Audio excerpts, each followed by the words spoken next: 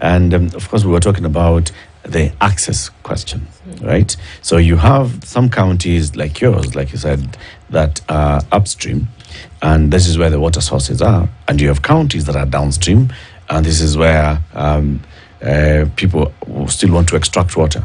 But I'm sure you'll agree with me. It doesn't mean that because Bomet is upstream, that everybody in Bomet has easy access to water. And even the counties that are downstream, they also don't have easy access to water. What mechanisms have been put in place to ensure proper access? Okay, thank you. As I've actually put it rightly, as much as I want to say Bomet, for example, which is upstream, is endowed with quite some huge resources when it comes to water, but not everybody is enjoying that resource. And the main reason, and I don't want to say that we are not putting in effort, but water infrastructure is very, very expensive. So getting piped water is still a challenge because we have competing priorities. And that is why we have been running around looking for partners to support. Like in Bomet, we have quite a number of partners who have come on board to support us in investing in the area of infrastructure for water, like Red Cross. They have supported us, especially in Konoin, Sub-County, and Jebalungu, where they've injected their own resources. We have World Vision, which is working in Jebalungu area. They have also invested their resources.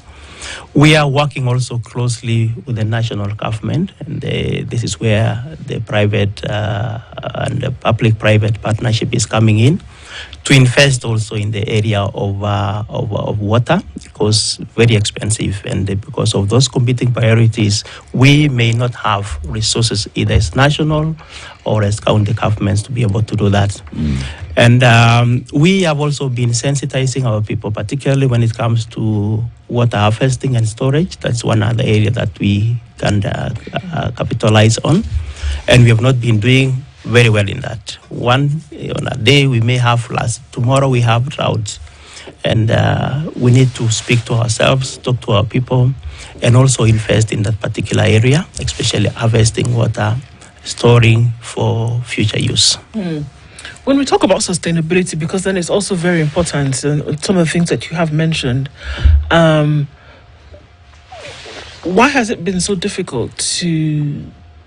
I mean, I know that there's a drought, but is there an understanding across communities, across the users, across organizations, across government itself that's supposed to make sure that the sustainability factor comes into play, and how is that actually being done? I know that there's other parts where they say, okay, if you're in a place where it's producing charcoal, if you're going to burn a tree for charcoal, then you must plant 3 more, kind of thing. So what kind of sustainability efforts are taking place to ensure that 30 years down the line there will be as much water, if not more, available for this region to use? Of course, there are a number. As much as we are talking of sustainability, we have to look at it in different ways. First of all, continuous investment in terms of infrastructure, which means we need to have a very strong mechanism of financing this infrastructure in a very sustainable way. It's unfortunate that as a country we are relying heavily on our development partners. In fact, more than half of the investment that we are making doing in the water sector is actually funded by our partners. So, which we need to run away from it because of the changing dynamics globally. Priorities are changing, so we have to find a way of maintaining ourselves. And that is why even programs that are running currently, we tend to look inside rather than outside in terms of the interventions and the resilience that we need to build as a country. Of course, we have a challenge. Maybe going back to the proverb that we started with, we have the climate change. So even as we are planning that and doing that and talking of sustainable way of using resources, there are things that can be beyond us. And even as we are planning for that, we must plan bearing in mind the challenges that we are having globally with the changes in climate and so forth. So we need to have a very holistic a few of how we ensure that we have this resource today, tomorrow, and in future. So, which I think one of the problems that we have been having is this integrated kind of planning where everybody is working in silos. And I think that is why we are reawakening ourselves. When you come to our region, we are now speaking as 14 counties. Because even when it comes to planning, yes, what activities have Kakamega planned as compared to their neighbors? Because I can put an industry next to a catchment area. Yeah. I'm doing conservation. But my neighbor is investing on totally different thing that will destroy the investment that I'm making. And that's why we're saying we need to have an holistic kind of planning and movement in terms of the direction that we want to take. So, Governor, is there such a document? Is there a harmonized policy by the Lake Region Economic Bloc or harmonized strategy by the Lake Region Economic Bloc when it comes to conservation and extracting use of these resources? Yes, I want to say that we are making strides towards that. And probably at some point we'll be mentioning our conference. And part of the reasons why we are having that conference from the 6th to the 7th is to harmonize ourselves and put up a legal framework that will support us in that direction. Yes. Thank you. Maybe just to add on what the governor said, the water issues, access, water security and access to water, the insecurity arises from various factors. One is because of governance issues, right from the top up to the community levels, and also inadequate production. We may have the rivers, the lakes, but if you've not created an intake and a treatment plant, which requires a lot of infrastructure, as he said, then not everybody will get the water, especially in our rural areas. But the pace of urbanization is very fast, and counties are developing. Because of devolution, counties are opening up, and investors are coming down. So as counties, we have done quite a lot to ensure that our people access water. For example, in Kakamega, in the governor's campaign manifesto, he had this clarion call of Amati Kumliango, whereby Amati Kumliango means water at the doorstep. Water at the doorstep. And many partners have come in to support. Apart from the county putting in a budget of over 600 million every year, we have got USAID Western Kenya Water Project that have helped us to do last mile connectivity on 3 major projects, and in informal settlement within Kakamega town, there's a place called Juakali in Kakamega town and Mujini in Mumias, where they are doing a lot of metering and last mile connectivity to reduce non-revenue water as well. And then we have KABDA, which have developed many community projects, and they are also building the capacity of these communities to be able to effectively manage their water supplies. And where we have no service line completely, we also have 2 other partners, Western Water Project, where they are doing boreholes in every primary school in the central region of Kakamega. And we have Believers Revival Mission, who are also capturing the other part of Kakamega that's not covered. So what we need to do as the Lake Region Economic Bloc is to have a plan for the bloc.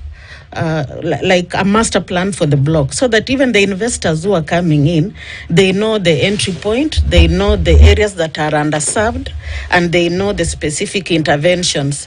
Because there are areas that are not close to a service line, not close to a river.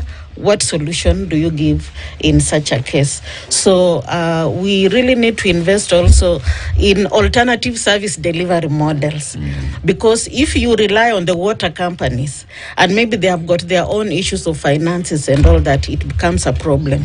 So as Kakamega, we are opening up to private operator models who will take up specific water schemes, offer professional management, do last mile connectivity, but still report the WASREB indicators through the water companies, because we have 2 major companies. There is the rural and there is the urban. Yeah. So depending on the area you're operating, then as a private operator or as a delegated management, you will report all the indicators through the water company. So it's like the water company then licenses that other private operator and operates according to the rules and regulations of WASREP. Do we still have to consult Egypt on how it is we go about using water? Our water. Yes. Thank you very much. Natural resources, I think, I want to say, can be something that is very tricky, bearing in mind that we share these resources. And when you look at it globally, especially when it comes to water, a number of water basins are shared by more than one country. And probably that is why even under the UN General Assembly, they have a general framework on how these resources should be shared. But that has not stopped the disputes that we have been having.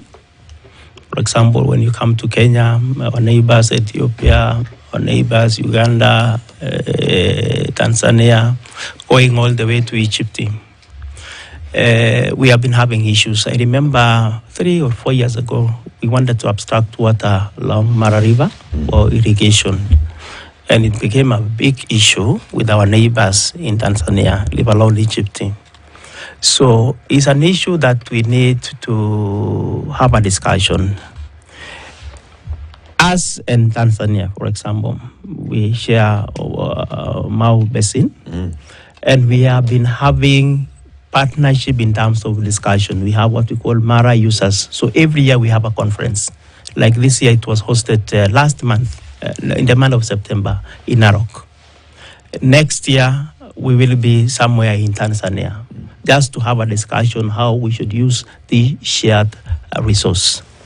So as much as we have these treaties that we are subscribed to as a country, we have been having issues.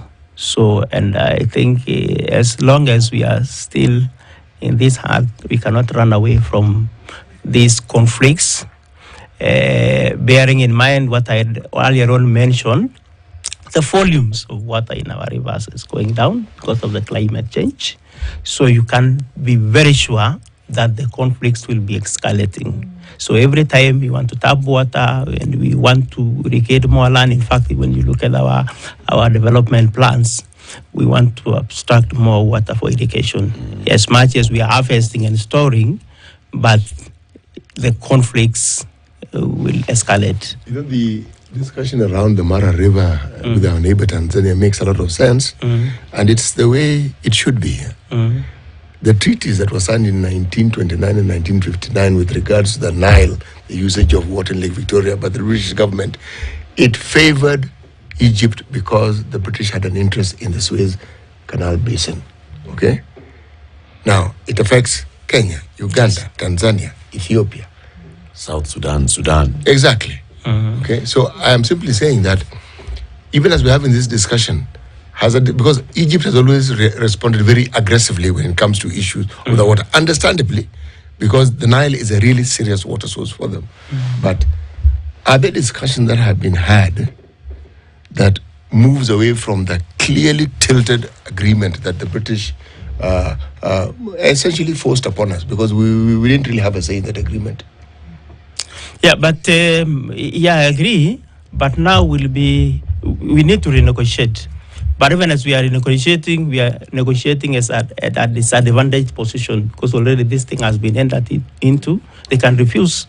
But I think we need to have that common understanding, bearing in mind also the framework that is already in place through the UN General Assembly. Yeah. So we've been seeing meetings organized by the Lake Region Economic Bloc, and you hinted at one, that you just be looking at resources around water. What's this about? We have a conference in Kisumu, standing tomorrow, 6th to 7th. And the theme of the conference will be accelerating partnership and collaboration on water as a shared resource for sustainable service delivery. So, and I want to say that the fact that we have recognized water and environment as an enabler in economic development, and we have it as our pillar, is a positive move in itself. So tomorrow and Thursday, we'll be having discussion. Of course, we'll also be having our partners, friends that we want to bring on board. One is we want to share experiences. Of course, we have mentioned that we have 14 counties, but at different levels of coverage in terms of water. We have almost, I think, 17 utilities. There are some who are doing well. There are some who are not performing very well. We'd also want to share and those experiences. What has Kakamega been able to do so that we have their water utility doing very well? Those are some of the experiences that we want to share so that we don't, as Bometa, you don't have to reinvent the wheel. Why don't I go and learn from Kakamega? And even as Council of Governors, we have a Marisha Center where we document best practices so that we can learn from each other as counties and improve. So the other thing that we'll be discussing is how we can internally resource to fund our infrastructure jointly. And then we will also be looking at our partners. What kind of proposals can we put in place so that we can sell to our development partners so that we can have funding, because we need to have a sustainable way of funding this infrastructure, which I've mentioned is very expensive. So that is part of the discussion. And then, of course, more importantly, what kind of legal framework can we put in place so that it can support what we are doing and institutionalize some of those decisions so that one, I exceed, because I'm serving my second term. Somebody else will be coming in 2027. How can we ensure continuity of the interventions and the plans that we have put in place? I think that will be part of the discussion, because I think we've been having a challenge as a country and as counties. Every administration comes with its own decisions and ideas. By the time you settle another administration, it is swept and we start afresh. So that is what we want to avoid, so that we also use the resources that we have prudently and in a way that will be beneficial to the Mwananchi, bearing in mind that we already have a commitment under our Constitution 2010 that will be supplying water to all of us. And because the conference also will be bringing on board various stakeholders and players in the water sector and partners, we expect that we will be able to attract more investments in terms of water infrastructure, particularly last mile connectivity, and then, of course, bring on board other innovations and technology to ensure sustainable supply of this resource. And as a block, then we can have discussions on how to conserve and protect our catchment areas using a transboundary approach. Okay. Asanteni sana for this conversation today, and wish you the best in your conference. But also, let's keep talking about what is it that we can do to create more awareness, but at the same time, make sure that everybody has their constitutionally guaranteed right to access to water, sanitation, and others. Professor Hilary Barchok is the governor